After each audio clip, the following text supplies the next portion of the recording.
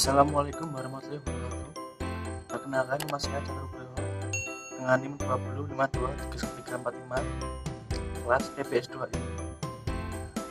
Pada video hari ini saya akan menjelaskan tentang biografi Imam Syafi'i dan Imam Malik. Yang pertama, Imam Syafi'i. Imam Syafi'i merupakan satu-satunya imam mazhab dari keturunan Quraisy. Mazhabnya tersambung kepada Rasulullah SAW melalui Abdul Manaf. Rasulullah SAW bersabda, kepemimpinan itu dari kalangan orang-orang Quraisy. Hadis riwayat Bukhari dan Muslim. Imam Fakhrur Razi, salah satu ulama besar yang bermazhab Syafi'i, berkata, Juranji merupakan salah satu ulama dari kalangan mazhab Hanafi yang mencela mazhabnya Imam Syafi'i. Beliau juga berkata bahwa pengikut mazhab Maliki tidak mengakui bahwa mazhab Imam Syafi'i berasal dari Quraisy. Bahkan mereka beranggapan Syafi'i yakni kakak ketiga dari Imam Syafi'i adalah budak Abu Lahab. Cerita hoax tersebut dibantah oleh mayoritas ulama pengikut mazhab Syafi'i. Imam Nawawi mengatakan, ulama sepakat bahwa Imam Syafi'i lahir pada tahun 150 Hijriah yang bertepatan dengan tahun wafatnya Imam Abu Hanifah. Imam Yaqut berkata, Imam Syafi'i lahir pada wafatnya Imam Abu Hanifah, walaupun mayoritas ulama tidak memperhitungkan pendapat ini. Para ulama berselisih pendapat mengenai di mana Imam Syafi'i dilahirkan. Ada 3 pendapat.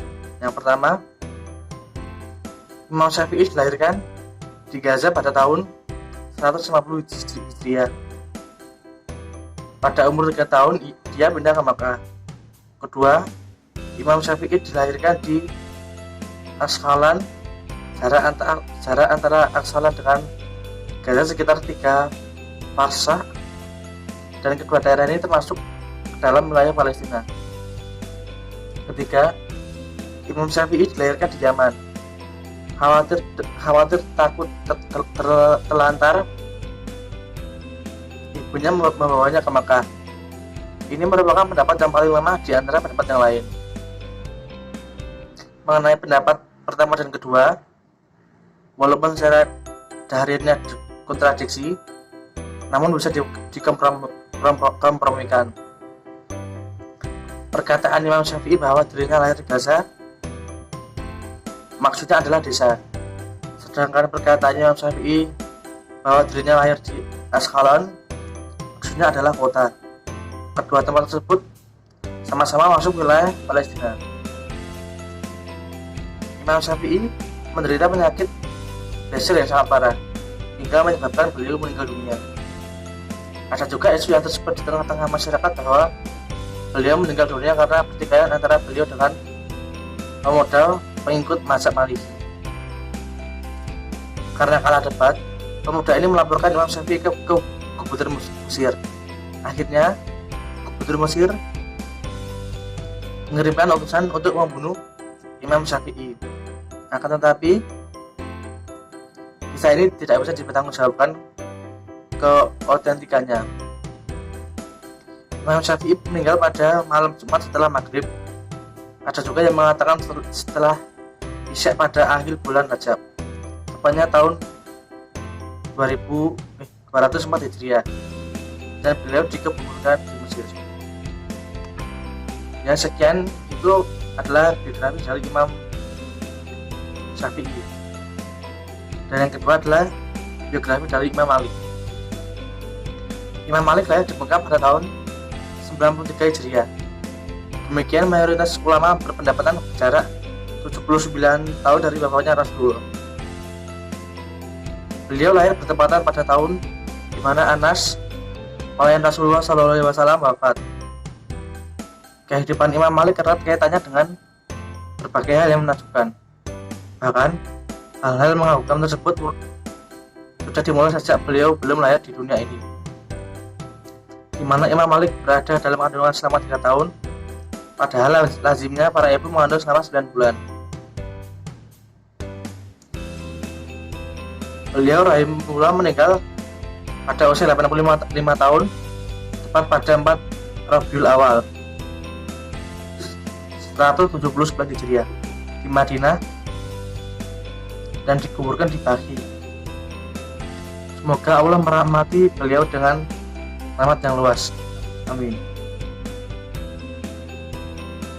Imam Nawawi mengatakan bahwa Imam Malik belajar dari 900 ulama, 300 dari kalangan tabi'in, sedangkan 600 lagi dari kalangan tabi'in yang beliau pilih dan diridhoi agamanya. Di antara guru beliau adalah Nafi, Azuri, Ayub As-Siktiani, dan lain-lain dari ulama negeri Madinah. Beliau jarang meriwayatkan ilmu dari ulama negeri lain. Kemudian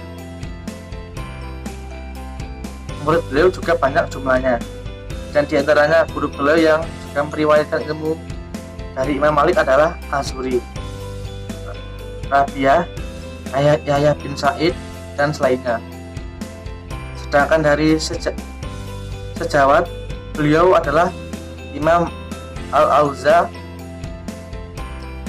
As-Tauri, Al-Laits bin Sa'id, dan masih banyak lagi. Di samping mereka, murid beliau juga adalah Ibnu Mubarak, Muhammad bin Hasan, Sa'id Al-Khattan, dan lain sebagainya. Dan di antara kitab beliau yang paling fenomenal adalah Al-Muwatta. Kitab ini adalah sebuah kitab yang pada masanya Amirul Mukminin Harun Ar-Rasyid beliau ingin digantungkan di Ka'bah dan menganjurkan manusia untuk mengamalkannya. Namun usul itu ditolak oleh Imam Malik sendiri. Yang sekian itulah biografi dari Imam Syafi'i dan Imam Malik. Jika ada yang kenal mohon dimaafkan. Assalamualaikum warahmatullahi wabarakatuh.